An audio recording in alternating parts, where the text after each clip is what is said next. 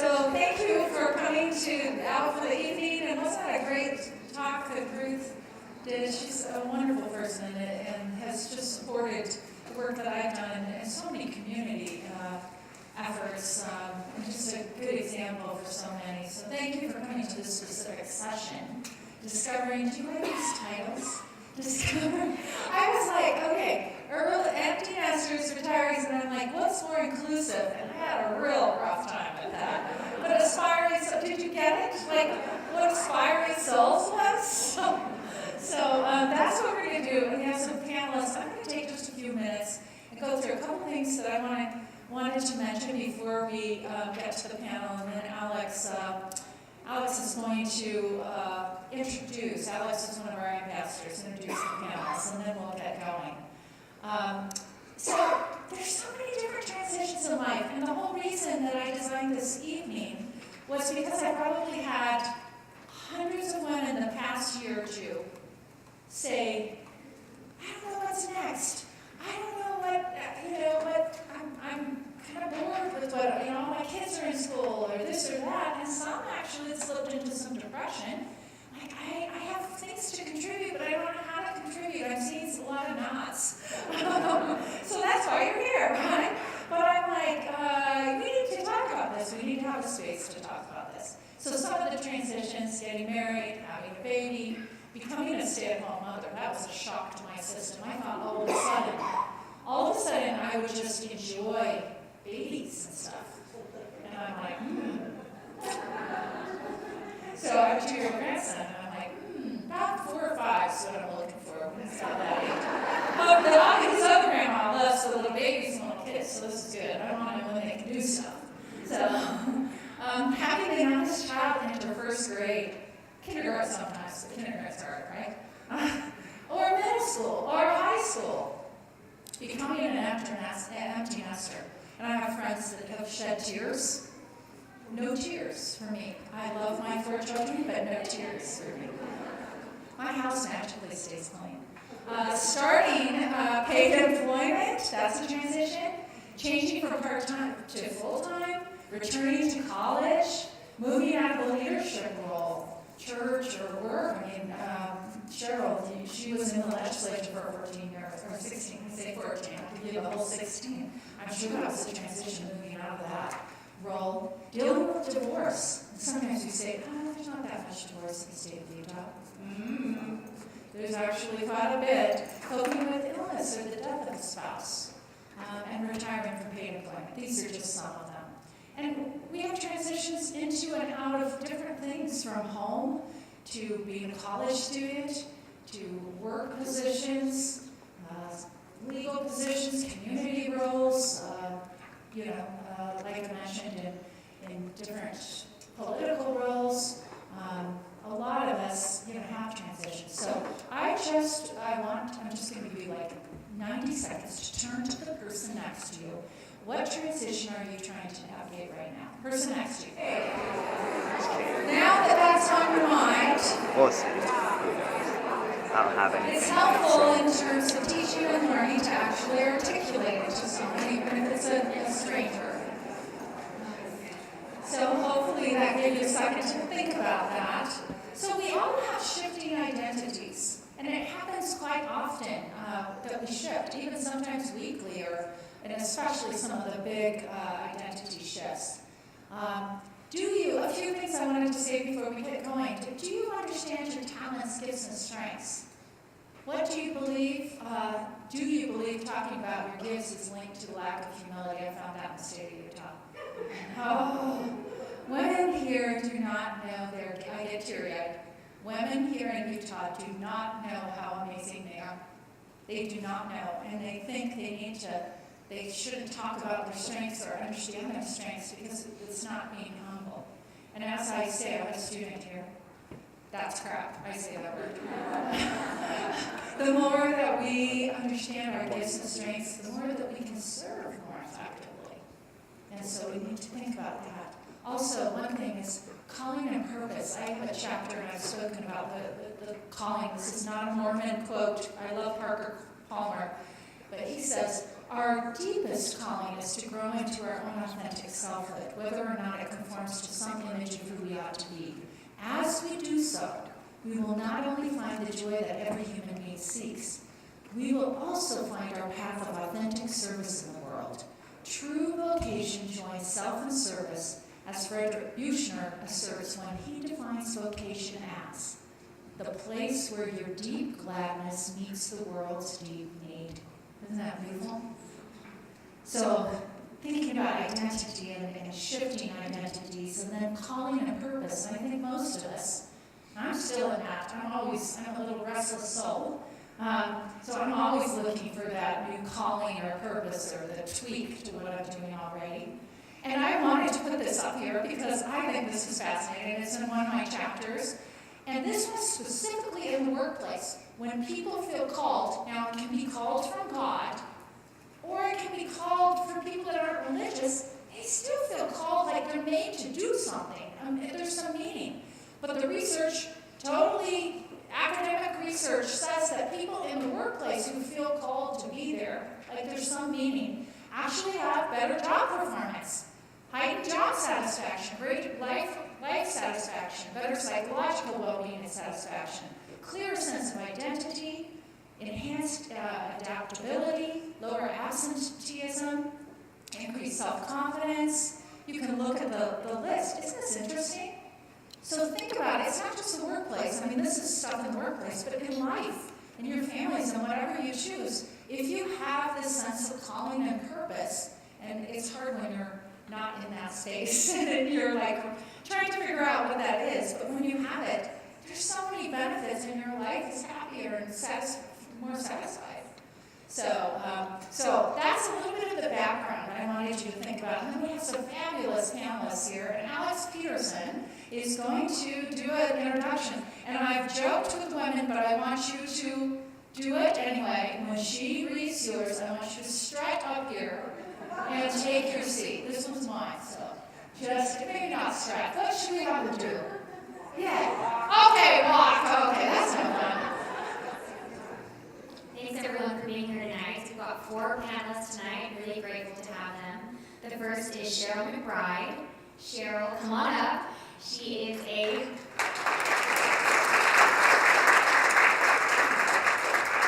Cheryl is a licensed clinical social worker and works at Bristol Health in Orem. She has over 20 years of clinical experience and has worked in many different settings in the social industry. She has experience in helping those struggling with depression, anxiety, trauma, eating disorders, and other mental health challenges. She received a bachelor's degree in communications and a master's degree in social work at the University of Utah, and she's married with 4 children. Next, we have Missy W. Larson.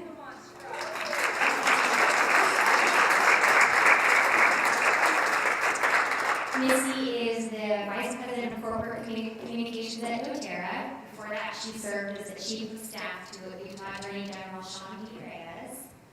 In 1994, she launched Intrepid, a PR agency, and in 2004, she started MWL Communications. In 2009, after mentoring a Somali Bantu refugee family, she co-founded the Utah Refugee Coalition. She currently chairs the statewide Safe UT Crisis and Decline Commission and the Utah Refugee Connection Board. She also serves as Vice President of Government Relations for the Boy Scouts of America, Greater Salt Lake Council, and serves on the Anti-Bullying Coalition and the House Center Feeder Board. She is also a member of the Salt Lake Interfaith Roundtable. And on a personal note, I know that Missy eats trail mix for lunch every day, so if you have chocolate in the audience, she'll come hunt you down. Next is Christy Allen. Thanks, Christy. Come on up.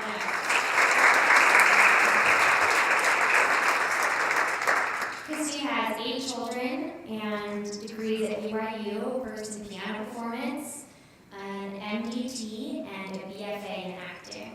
She performed in concert choir and a number of musicals and plays at BYU and Sundance Theater. She loves including her children in the theater and finds great satisfaction watching them perform. Christy ran the children's theater at Edgemont Elementary, directed summer camp music programs, and while living in DC was part of the Corrales Choir Group. Now that she just has 1 child left at home, she runs the drama program at Arches Academy and is a member of the Mormon Tabernacle Choir. Cheryl Allen is our final panelist.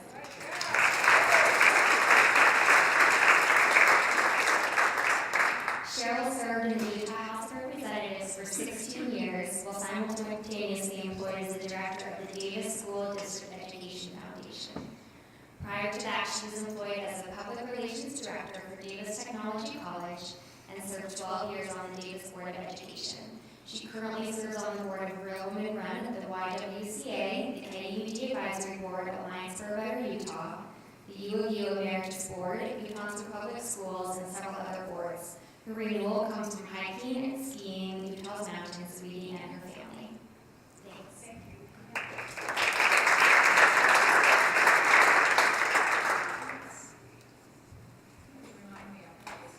Step on it. All right, well, this is wonderful. Thank you for all being here. The first question I have, and we'll go ahead and start with Cheryl. We have two Cheryls, but I put them both in so I don't get confused. So Cheryl, and this is therapist Cheryl. I wanted to invite a therapist because you probably talk to people who are in transition. But first, in just a few minutes each, share the background of two key times in your life where you have needed to search for a new purpose. And what was that transition? What were you searching for, and what did you do? First of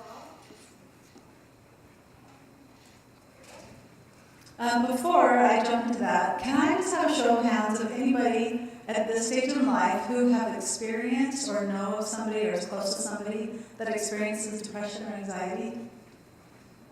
Okay, look around the room. We are not alone. So that's kind of a key to what I've been, one of my transitions is my husband has been diagnosed with tinnitus. It's a ringing in the ear, and that has exacerbated his depression and his anxiety. And as a result of that, he's had to have some job changes and some transitions. And that has changed the dynamics in our home. He works from home part-time, and so the time allocation, that's one of my transitions, is learning how to transition through those changes. I'm not an empty nester. I'm not a retiree. I'm 53, and I'm still driving junior high carpool for my youngest son. And I love it. I look forward to that. I still have all 4 children ages from 26 to 14 living at home. And so my transition is parenting adult children as well and navigating that. Can you tell the hair? That was not what I was going to tell you. But 2012, I decided to make the transition with the hair. And I've actually, it's so freeing. I tell everybody it is the most freeing thing you can do. The things that I would say, I've gone through so many transitions in my life, and a lot of them are work focused. I've changed jobs quite often, not really industry, but because of my children, or because of certain circumstances within my life, or because of burnout, or because of other things. And so I would say that both of mine, one, when I was a young mom, and I was pregnant with my 4th child, and I had been the managing founding partner. I actually founded my own PR firm and then brought in 2 partners over a decade. And I really, really wanted to transition out and have children. I kept losing pregnancies. And I finally got 3. And then I was going to transition out, and Elizabeth Smart was taken from her home. And I could not leave my office when we took on the family's PR support to look for Elizabeth. And then I got pregnant with my 4th. And the day that she was found, I literally turned off my phone and called AT&T, changed my number, and called my partners and said, she's found, we're done, I'm done, let's figure out a price to pay me out. I'm out here. And I went home to a home that was being built. I'm crazy. Building a house, doing the Elizabeth Smart, and pregnant. And my husband, we were looking at moving to London, so he was not even home a lot. So it was the most insane period. And then transitioning back, because I thought I was done. At that point, I was a complete burnout. And I transitioned back into freelancing, and then 10 years later, I took on the job as the Chief Communications Officer for the Utah Attorney General. the very day that the U.S. Supreme Court came through with the stay on same-sex marriage. So I have ridden every crazy roller coaster you could imagine, and transitions have been good and plenty. And after 4 years at the AG's office, I made a transition last year to doTERRA. And so a lot of it's been career-based, children, around how do I be the best mom that I can, and how do I do life first and career second. You got one? I think it's on.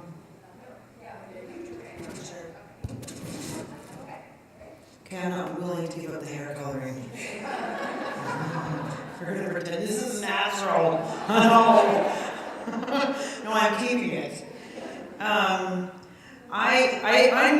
not an empty nester quite yet. I have 8 children and 7 of them supposedly are grown and out of the house, but that depends on the day. And the 8th one is just turned 14 2 days ago, so she's very much still at home. I don't know if I'm flattered or insulted to be on the empty nesters panel, but I am. Yes.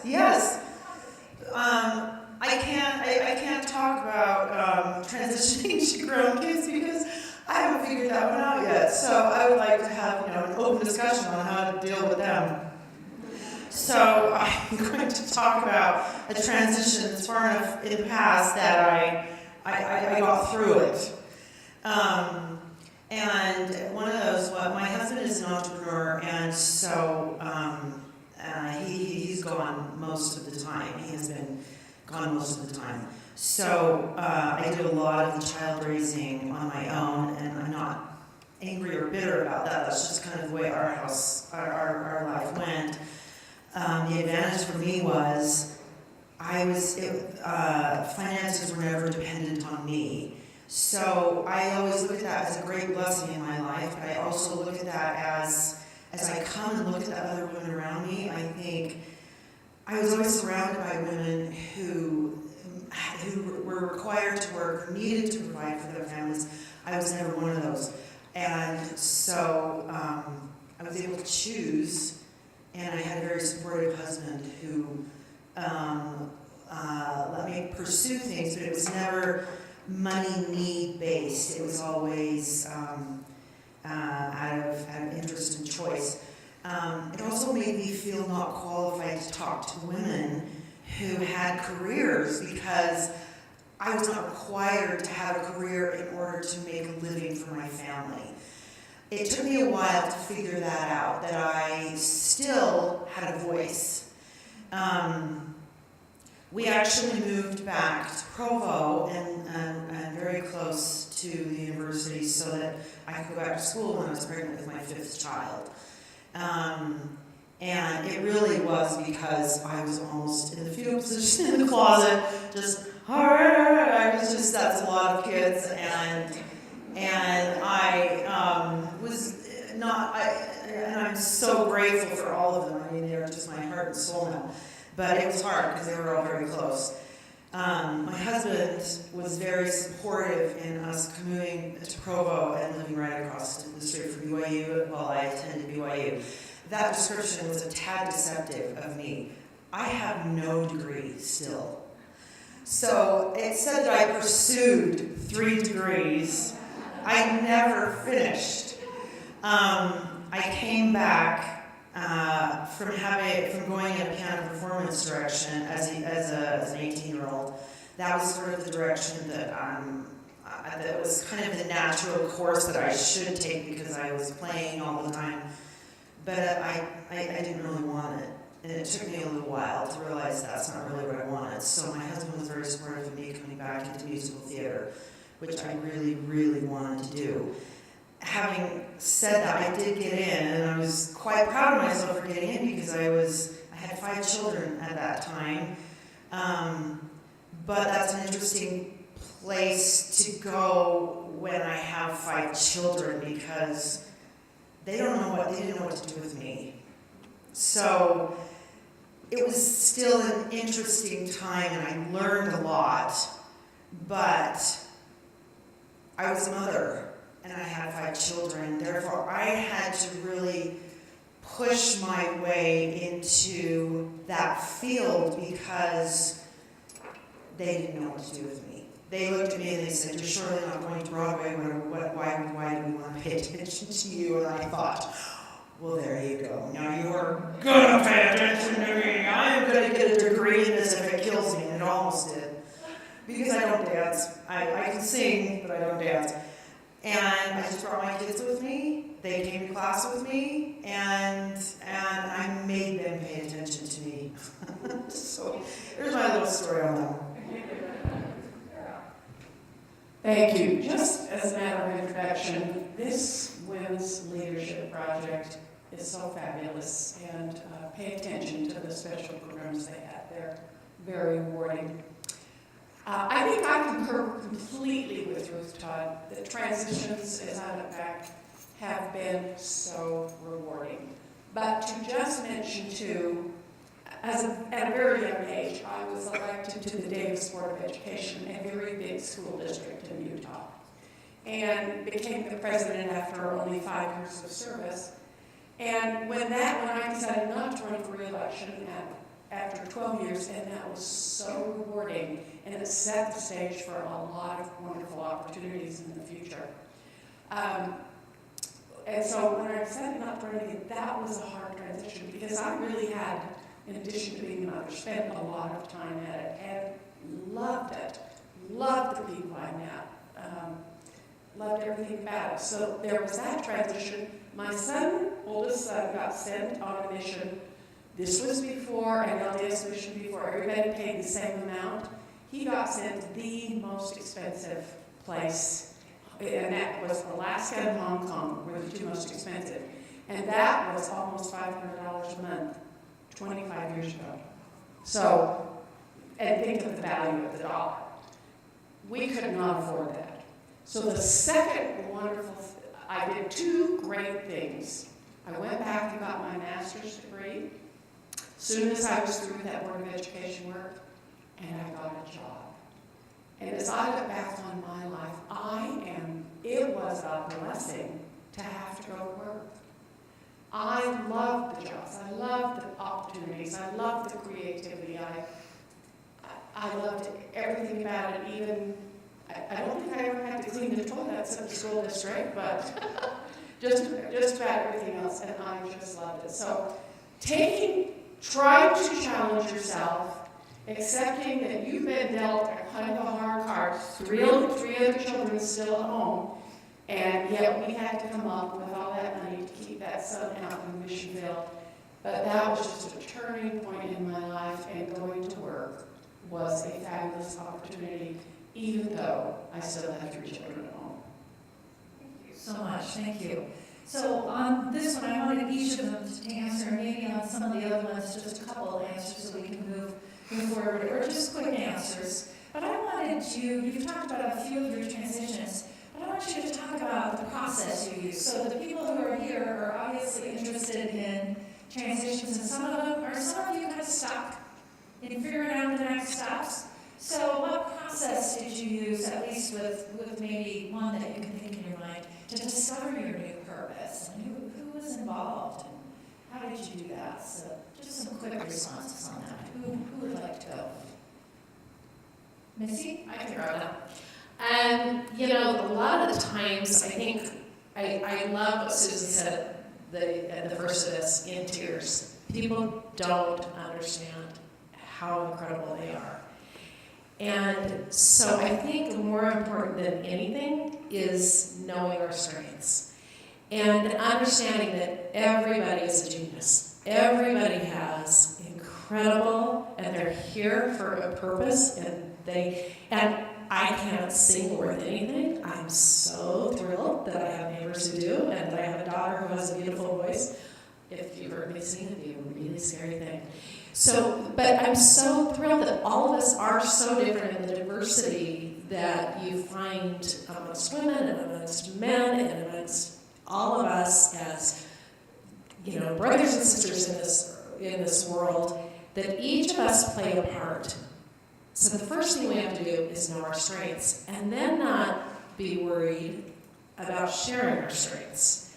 So if you don't have to go to work for money, what an awesome opportunity to give your time through volunteerism. if you do have to go to work for money, what an awesome opportunity to expand in great ways while you're making that money and to give back in the workplace. There's places to give back wherever we are, and the very, very first thing that I have found in my life is when I know my strengths, that I'm able to do whatever I can, and I'll just give you one anecdote on that. When I was starting the Youth to Refugee Coalition, I was the only volunteer in the room in every meeting that I was in. And I went to Palmer DePaulis at the time, who was running the Division of Community and Culture for the state of Utah. And I said, where do you need me? And he said, I need you to start an organization that can connect to the Department of Workforce Services and do some things from the fundraising side. And I want you to start it with that man right there. I'd never met that man right there. His name was Lou Miller. And God put us together. We ended up starting the Refugee Coalition together. We're still friends to this day, and we could not be the two most opposite people in the world. He is an attorney. He's quiet. He talks really quiet. And here I am, this boisterous, loud laugher and networker. And if we'll allow the magic to happen, those people will come into our place for the right things to happen. And so I would just say, know our strengths, know other people's strengths, and don't be afraid of connecting with others. One other, sure. I would say see a transition as an opportunity and start, yes, you can consult with other people, but start using your own resources and your own brain to analyze it. Another dramatic transition I had in 2010, at the end, well, actually at the beginning of 2011, leaving the legislature, which is so intense. It is the most intense thing I've ever done in my life. Leaving employment, choosing to retire from employment, because most people in the legislature work full-time, and that was certainly my case, in a great, wonderful job.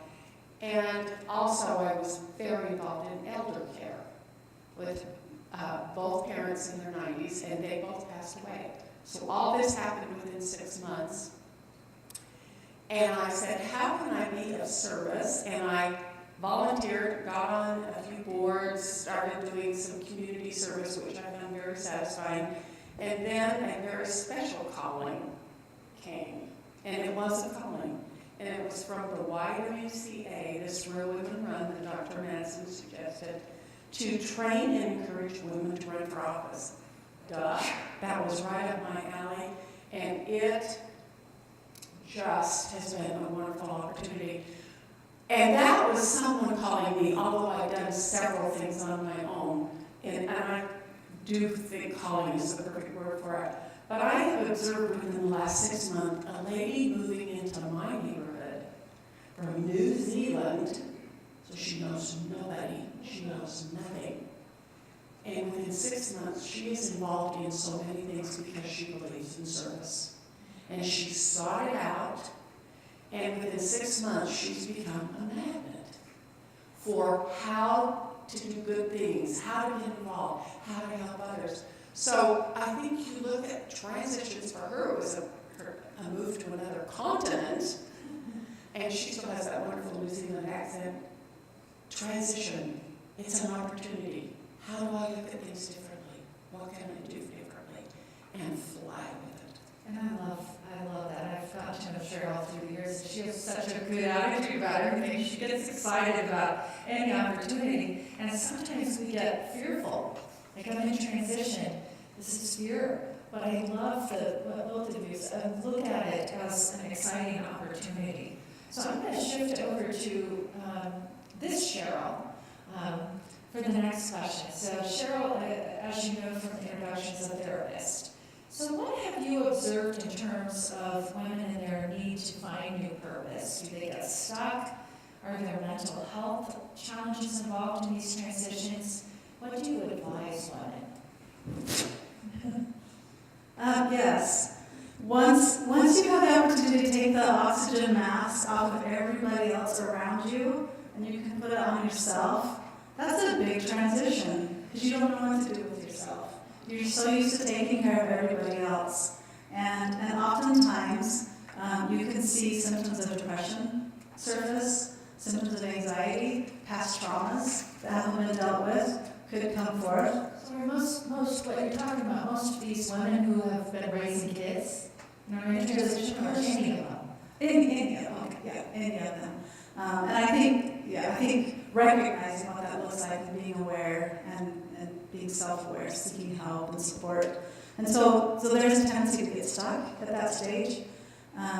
One of the things that I encourage women to do is look at their life experiences. So the founder of Mothers Against Drunk Driving, she lost her child by a drunk driver, and so she created this foundation, and it has blessed so many lives. I'm working with a woman who she's raised 2 children with autism, and now she's writing a blog based on her experiences, and she's writing a book currently.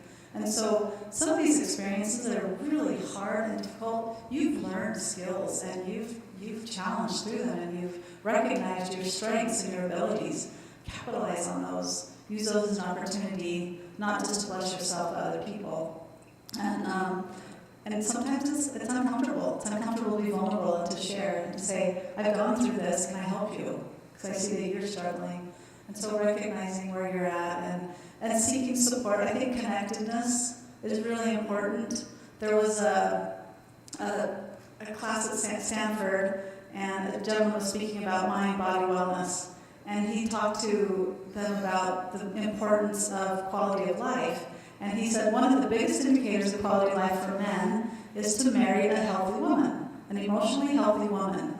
And one of the biggest indicators for women is to have a group of healthy friends, which is really interesting to me. That's interesting. Yeah. And so having those connections, having people that you can share on a deep emotional level, and support them through their challenges, and they can support you. Connectedness is very important. Self-care is very important. So recognizing, what have you been lacking? Do you need to get back on track with your hormones? Do you get back on track with your exercise, your nutrition, your sleep? Some of those things that maybe that you've been lacking. Sleep is good medicine. So thank you for that. Christy, we'll give you the start for this next question, and that is, Cheryl's, of course, a therapist, so this is her job to help other people, but we, the rest of us, I mean, we help other people too, and we observe other people in transitions. So any observations of others that you have helped or seen others be helped in this kind of situation and how they handle their transitions? On my thing there is I'm a strength coach, which is the Strengths Finder, which is so fun because we keep hearing. Coach too. Are you Yeah, really? yes. Yes, We keep hearing strengths references, and I think, well, that's what it's all about, is finding out what your strengths are. And that's been a more recent thing that I've done. That has been really fun to watch. Not only it being used in our family, but also with my husband and I in our marriage, also helping and coaching people outside of our home, and I usually coach families and marriages.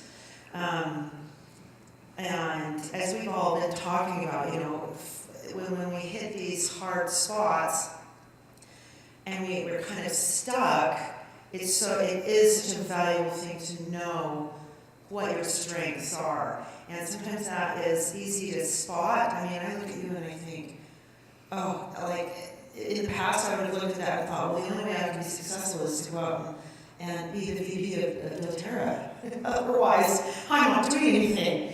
And to be able to look at this and say,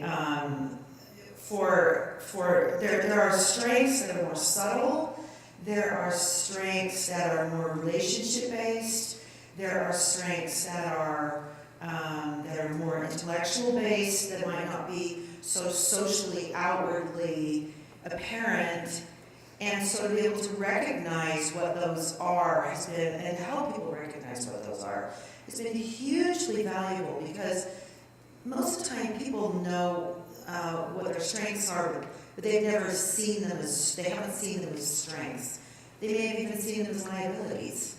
And so to be able to help them see that this is not a liability, this is what they have to offer, their callings, if you will, and for them to try and go about trying to do it like somebody else, they will fail because it isn't who they are. So that has been one of the greatest things of the latest transitions in my life is to be able to help my children with that, my husband and I. It has been life-changing in our marriage to be able to give the other person the freedom to be who they are without trying, and then seeing that they're not seeing things the way I am.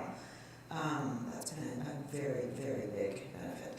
I love that. And in addition to understanding your strengths, sometimes we don't really understand our passions, and there's a connection in the strengths coaching that we do with helping people see their strengths, but where do they feel called, or where is their passion as well. The combination of those is just incredibly powerful. So, either one of you want to attack this question? The only thing that came up in my mind, and very quick, the best thing about getting old is getting rid of all of those expectations on ourselves that we had in our 20s and 30s and even 40s. And Just like, tired. We're too tired. I mean, I hit 50 next May, and You're young. I'm loving that. I'm getting older, though. I keep thinking, nobody told me that it was this great to get to a place where, where you kind of get into the wrap up when you're in your 20s of what everybody else thinks, and then you kind of start to shed that over age, and I love that. And there's such a comparison culture, and you know this from your work. Julie Hanks talks about that a lot, this comparison culture in the United States, but it's very, if you haven't looked at that research, very strong in the state of Utah. Very strong, where women, men do too, but very much with women, where we compare ourselves to women. And one of the signs of that is, if you want to read one of my reports, it's on cosmetic surgery. We're one of the top in the nation on women, doing cosmetic surgery, especially breast augmentation surgery, so far above the nation in that. And there's this comparison culture, which is not a healthy thing in general, but in transitions as well. Cheryl. So I'm going to shift over to the next question. Often, this is a transition I just made, particularly in Utah. I do a lot of research in Utah, so I picked up some of these trends. Women keep their thinking regarding options kind of in a box. How do we help women see options that are in front of them, but they've not been able to get their mind out of that box? You've seen this, I know you've seen this. You can do that, number one, by being a friend to somebody and opening up something that you thought of that they haven't thought of. So this little community that we all have. Be a supportive friend, and you can learn a lot from supportive friends. You are all here because you are doing the right thing. You're getting hopefully some ideas for yourself right here and now. But the third thing I would say is be aggressive. We call it assertive, but you're saying aggressive? You can say assertive, I say aggressive. Because you can, I mean, they're synonymous. Aggressive usually means, it has a little bit more of a negative connotation. But it means you step out. Yeah. You do the seeking. And you can do it in a very comfortable way for everybody. But an example of that is, I have a friend who decided that she wanted to be on a planning commission. Now, planning commissions in each and every city and county are really important. They look at things very carefully, they make important decisions. She applied, nothing. So she sent a second email, somebody in the city council, nothing. Her home teacher came, she is not LDS, by the way, but occasionally a home teacher would come and see her. And this home teacher, she mentioned that she wanted to be on the planning commission. This home teacher knew someone on the city council, and he talked to that city council person, and she got on the planning commission. And that's doing something for the community. Many of you are really quite probably comfortable with doing something for your church. Step outside that box. Do something for the community. Go down to a school in need and say, what do you need here? Our neighborhood recently had a gently used clothing drive and just flooded a school that needed additional clothing for their students. And this was somebody being assertive, going to the school saying, how can we help you? They just walked in and said, how can we help you? It wasn't their school, it was a school nearby that had bigger needs. So count on your friends. Step out and do and push yourself into areas that you haven't tried before. Honestly, almost without exception, you'll find it so stimulating. Learning new things is always so stimulating. And in addition to that, one of the things that motivates me is actually looking around for the gaps. I don't let people tell me what they want me to do. I don't think I've ever done that. I look around and see what's missing, and people, a lot of times don't give themselves permission to do that. But you just see what's someone else not doing. And in the state of Utah, I'm like, we need to get more women to go to college and graduate or lead. And so how can I do that with my gifts, with my interests? And for me, that's through research. And often that can make the biggest difference. Yeah. So I'm just saying, just look around too. Any others? Any comments on that one? On that question? I have a small example. Getting outside the box, helping women get outside the box? No. Oh, So okay. far.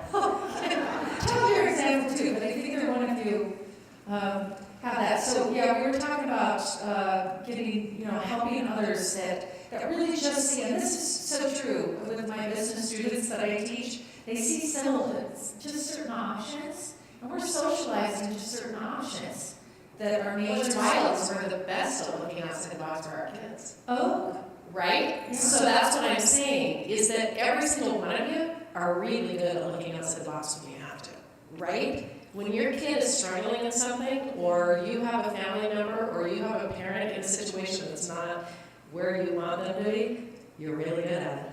So the key is doing what Susan talked earlier, do it for yourself. Think outside the box, think, okay, have the guts and to look in the mirror and say, I do have strengths, and I'm going to look outside the box on how to use those strengths. It is really, and I'll be quick. But this is the child, my oldest. You just have to find what your passion is. And she has had this passion as long as I have known her. She loves to write. She got her degree at BYU in English and wants to be an author. Well, that's a very lofty goal. She applied to agents for years and years and years and years. And every day she would come up and talk about, I got rejected again, I got rejected again. She had over 100 rejections. And she loved to use Stephen King as the example. He would stick the rejections on a nail, a big thick nail. But she was determined because she loves this. This is what she loves. And so she's not going to let someone stop her. She got an agent from Manhattan about 6 months ago. She has a book.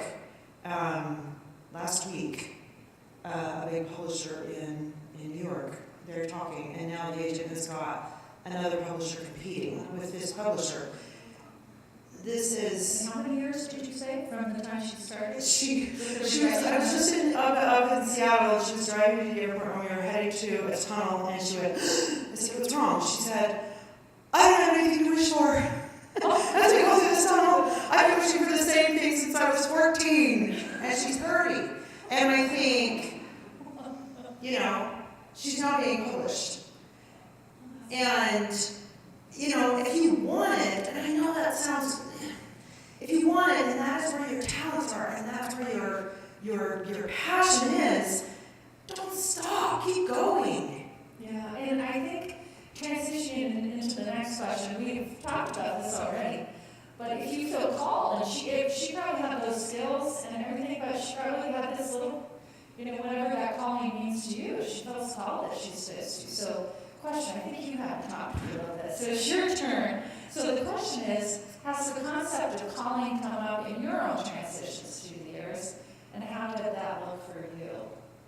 Yes, I'm actually going through a fun transition in my calling. as a therapist and social worker. You feel called to be a social worker? Yes, yeah, I love it. I love seeing the potential in people. I love seeing them overcome challenges and pain, and I admire the human spirit.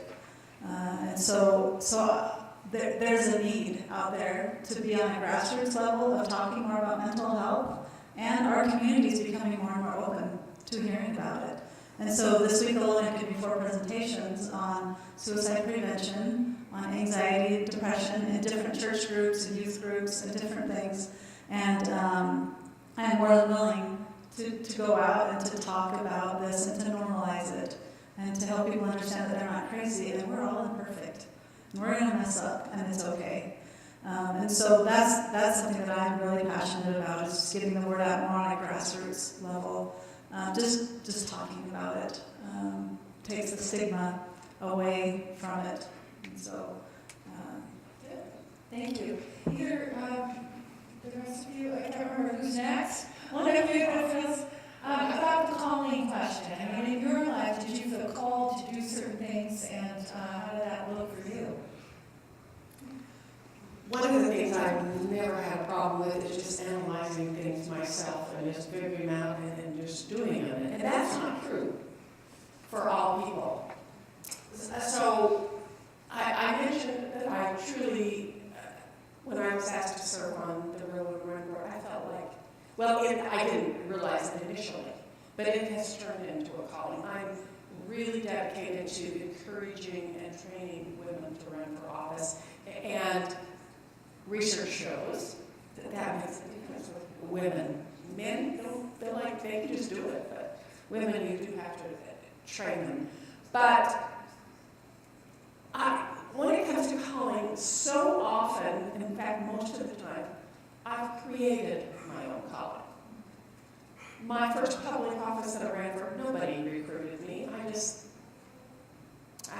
provoked about something, but it ended up being, I was not a one-issue candidate, but I was provoked, and that started it.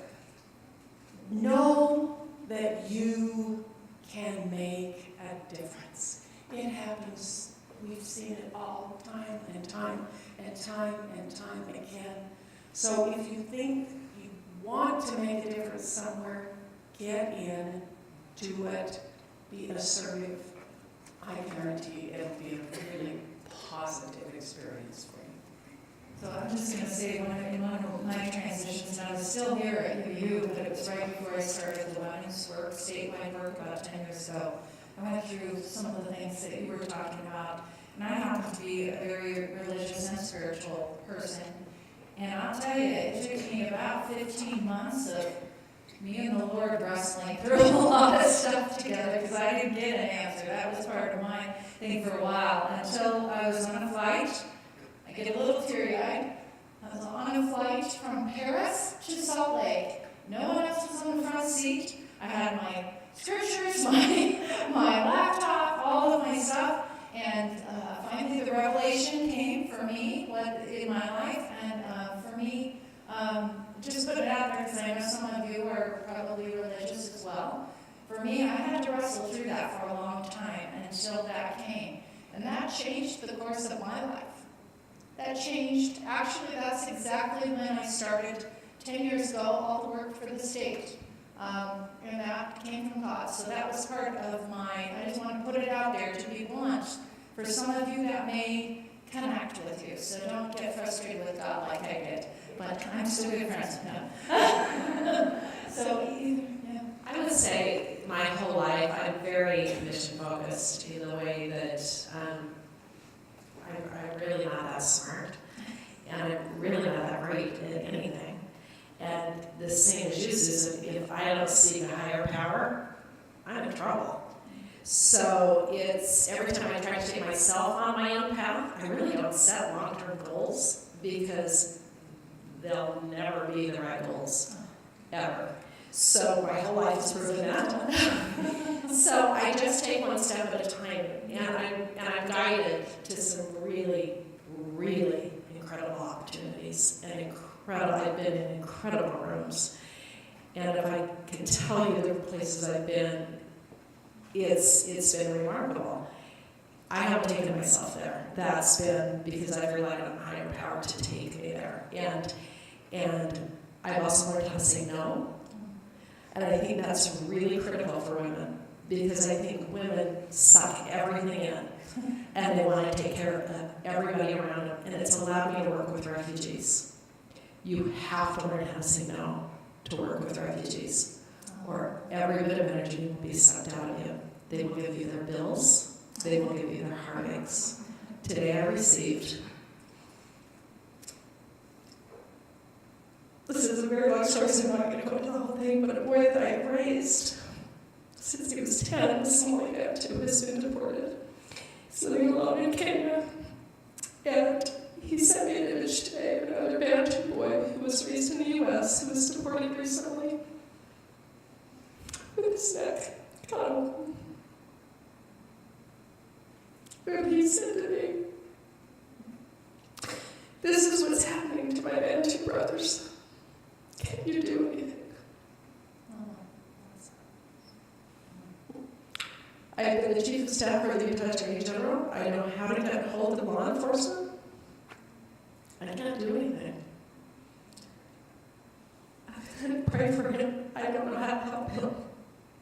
I had to learn how to say no early, or I couldn't help him. And I think what I learned as a woman, and as a mother, and as somebody who has been able to give a lot through social giving, I've had to be able to say no and walk away. And go to sleep and wake up and be there for them again the next day, and not take their bills, and not take all of their heartaches, because I can't solve the world's problems. And that rings true. Thank you for sharing that so much. That rings true sometimes for, maybe it's just my children, my adult children. Sometimes you have to pull back and let them fail, or let them, that's a hard thing for being a mom. So the last question I want to ask is, what other advice do you have for folks in this audience? So they're looking for advice on that, in that transition, wherever they're at. What have we not talked about yet that really we think they need to hear? So, yeah, go Well, on. I don't want to overcomplicate it. I think recognizing our strengths. One of my friends, she is a master gardener, and she has just started a community garden, and that has given her purpose. That has given her passion, and so we start where we're at, and instead of us turning inward, looking outward and saying, what can I do? How can I contribute to my community, my society, my family? And so, family history.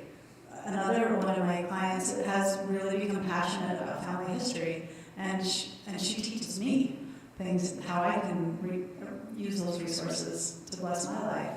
And so, if we can't shoot really high yet, because it takes time. It takes time to develop those skills and those networking. But start where we're at. Plant a garden. Learn how to play the ukulele. Do family history. Do these things that you have interest in, and then expand from there and ask around and say, hey, I'd like to learn more about this. I'd like to learn more about this. Can you help me? Or hey, I can teach you how to knit. We can start where we're at. And sometimes, I'll just put a pitch. Sometimes just reading, like the briefs that we put out there, how many of you have read? Many of you have probably read some of those. Just knowing, just the more educated we are about the issues that are out there, then we know how to serve better. Instead of just, I shouldn't say this, but maybe I will. When I moved to Utah, our LDS Ward, the service projects, were to bake cookies and take them to other kind of affluent neighbors. They're main service projects. Like every month, they were taking cookies to the I know, and I'm like, come on, there's more out there. But bring me cookies. I'm okay with it. Okay, back to the question. Sorry about that. Well, there's just deeper things in there. So what other ideas do you have that have come up for this group on how to find new purpose and calling? You just sparked a thought. I feel like, as a mother, up until this point, in my life, you do feel like you're just constantly putting out fires. Up until this point in my life, there was no time to think about who we were, or like you said, you know, and what we wanted and what my goals were, and my husband just always say, you know, I'm thinking 10 years down the road, I'm thinking, I'd just like to take a shower today. And so you're not really thinking about who you are and your identity, and that is a common theme, of course we know that.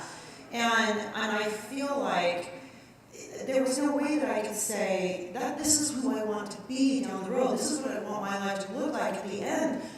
That was not possible for me. The whole Stephen Covey idea of knowing what you want, that was just too big. But I feel like now I do want to know. I do want to know who I am, what I love, where I want to be, and I feel like that is the transition of going from when you are dealing with fires on a daily basis. They're different fires now, but there is more downtime. And I have started to, you can't just, you know, write a mission statement today, but I have started to pick things from the daily habits that I already have, and you know, and I do listen to specific talks every day, things like that, and go, that's me, that's what I believe in, and I started collecting those things. Are you journaling those? I actually have written in my notebook on my phone mission statement, Okay. and it's very messy right now, because it is really just as the thoughts come in my head, and I say, this is who I am, and this is important to me right now, because I do feel like at this point, especially with my grown kids, I am being yanked.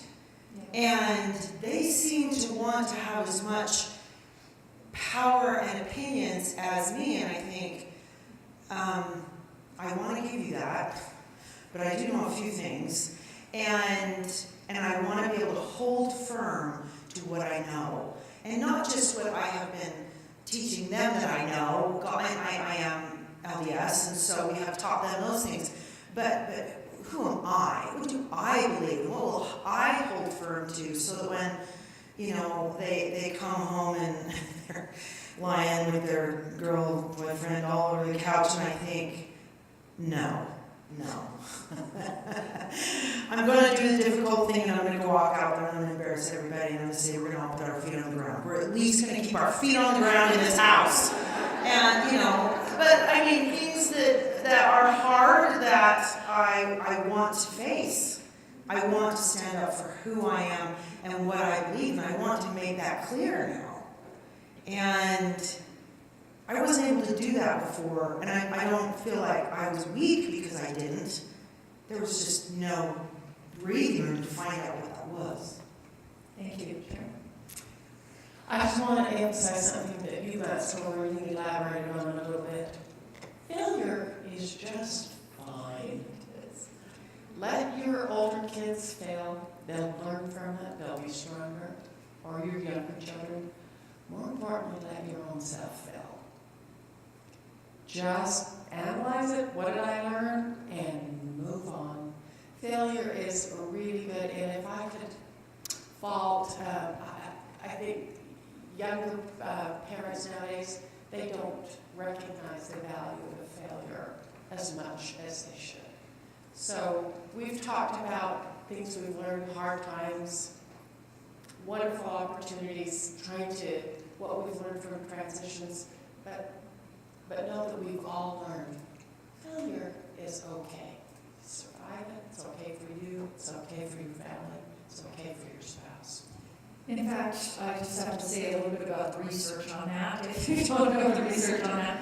Men are pretty good at failure and get over it. I mean, and one of the socialization issues is in elementary school, boys are criticized 8 times more than girls. And girls, and so 20 years later, they're used to throwing out an idea and having people say, no, I don't like that. But girls are socialized into being quiet because they get the praise. So they get recognition from being a good girl, which means quiet, raising your hand. Are you following me? Raising your hand when it's your turn. And so we really, through the years, don't get used to failing like men do. And the confidence research is very clear that the more you're okay with failing, the more confidence you get. And the more that you can do. So if we don't want to fail, then we actually don't move and we don't do stuff. And when we take risks, and these can be little things. If you don't like talking to people, just set a goal. Go talk to 2 people or something. These can be little things. But the more we fail, actually, and be okay with it and get up and do it again, the more we actually succeed because we do more things. Is this making sense? So thank you so much for that. And good. Where's, sorry to talk a lot, but in 2012, I decided that it was my year to change my transition, my hair to gray. I love your hair. I do too. I also decided to run for office, which meant that I had to claim a party, which meant that my family, who are full-on Democrats, might not be too happy with what I was going to come out with. And I also ran under my married name because I've been married for 25 years. And I could not be untrue to myself, even if I was going to fail, right? Because had I run on my maiden name in the Salt Lake County, which was Wilson, I would have won. But I came out and I ran as Missy Larson as a Republican. I lost 100,000 voters, and I lost to Sam Granado. He made a really good sandwich, and bless his heart, he passed this last little bit. So I feel bad making that comment, but it's true. I mean, Granados. So I lost to him in this county council. My sister runs as Jenny Wilson, Democrat, and she wins in Salt Lake County. She is now running for Senate, great candidate. She's running against the most famous person ever run, Mitt Romney, which she is having a hard time on. But let's be true to ourselves, even in our failure, whoever it is that we are. And that being true to ourselves in our failure leads to success. That reason, when I lost, was the reason that I became chief of staff in the Utah Attorney General's office, which was much better than the job I was running for. Well, I appreciate you coming. I think we all have enjoyed this. Let's come on, hang on.